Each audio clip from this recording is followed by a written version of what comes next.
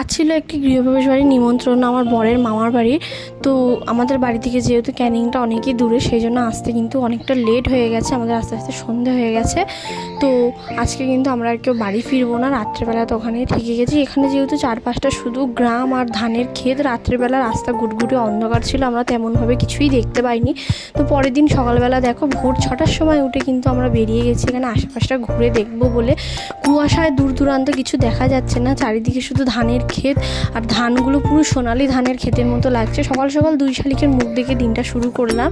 আর গাছ ভর্তি রাশি রাশি শুধু জবা ফুল। এই ফুল গাছটা তোমরা কে কে চেনো জানিও। এই ফুল গাছটার কালার কিন্তু বেলায় 3 রকমের কালার চেঞ্জ হয়। সকালবেলা তারপর বাড়িতে এসে একটু গরম গরম চা খেলাম, আর বেলা বাড়তেই দেখো এখানে রান্নার প্রস্তুতি শুরু। সকালবেলা মামা গিয়ে চিংড়ি মাছ, মাংস অনেক কিছু নিয়ে এসছে। আর ওদের পাশে একটা ছোট্ট জমিতে দেখো ওলকপি, বাঁধাকপি অনেক কিছু চাষ করা। তো এটা ছিল পার্ট 1, পার্ট 2 দেবো পরের ভিডিওতে, যার জন্য চ্যানেলটা সাবস্ক্রাইব করো। Tata, by.